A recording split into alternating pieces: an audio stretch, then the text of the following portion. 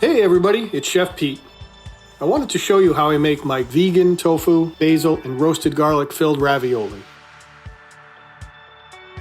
It's a lot of fun, and it's a lot easier than you might think.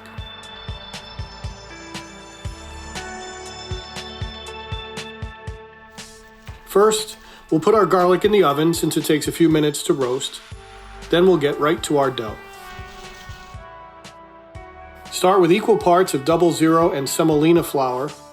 And since this is a vegan pasta, silken tofu is going to act as a binder in place of the egg. Some turmeric for color, salt, a little olive oil. Then we'll blitz everything in the food processor. You know, dough is really all about feel, so it's going to take some experience to get it right. Keep a watchful eye during the mixing process. You might need to add a little water if it's too dry, or if it's too moist, you can add a little extra flour to tighten it up.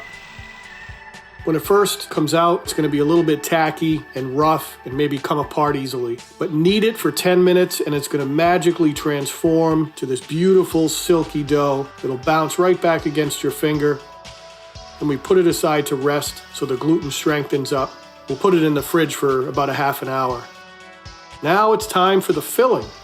Now we're going to use firm tofu. You want to drain and press it really well to get all the water out. We want to replicate the tanginess of the cheese with a lot of flavor, so we'll add nutritional yeast, some miso and lemon. Now we're ready for our roasted garlic. It's really the perfect addition. It's just sweet and savory without all the harshness of raw garlic. You can put anything you want inside filled pasta. I've used squash, pureed carrot, beet, mushroom. Get creative, have fun with it. Once we've got everything together, we can add a little olive oil, salt, and some black pepper. Then we're back to the food processor and we blitz it all up. We're going to add some basil, which adds a nice pop of flavor and color. Goes really well with the other ingredients here, especially that roasted garlic. But again, be creative and use what you have around. Tarragon, thyme, rosemary. Make it your own. The consistency of the filling was thinner than I wanted here, so I popped it in the oven to dry it out a little bit. No big deal. Along those lines, you don't need a pastry bag like I use here. You can use a Ziploc bag, cut off a corner, or just use a spoon to fill the ravioli, whatever works for you.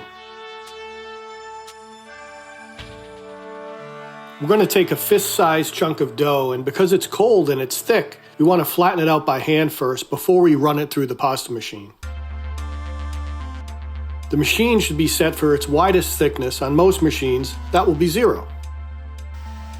And we're going to run it through several times, folding it over in between, which will help, again, strengthen and stretch out that gluten.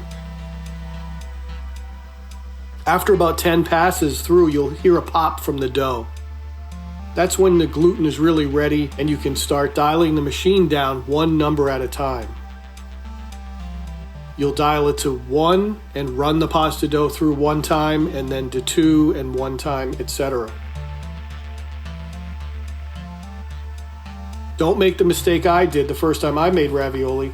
I went from 0 to 5 and it ruined the dough. It was stiff and really unusable.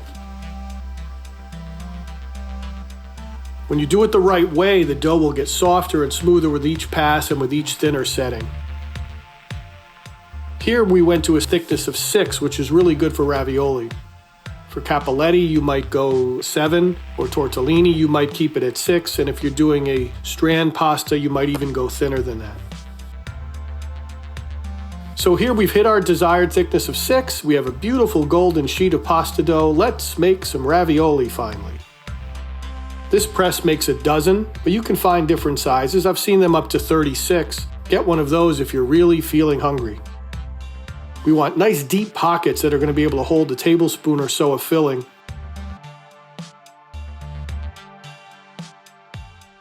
And we need a strong seal so the ravioli don't open when we're cooking.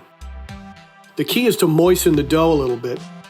Now, I didn't bring my spray bottle on this day, so I just used my fingers. Again, whatever works. We'll get the seal started with the pocket form and then finish with a roller. Heavy pressure allows the serrated edge on the press to cut through the dough.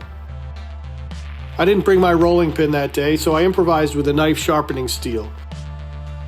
There's really no need to buy fancy tools and equipment. Making pasta should be enjoyable and fun. Have a glass of wine while you're doing it. Maybe have the family help out. Have fun with it. So there we have it. Another dozen vegan, tofu, basil, and roasted garlic filled ravioli. Buon appetito!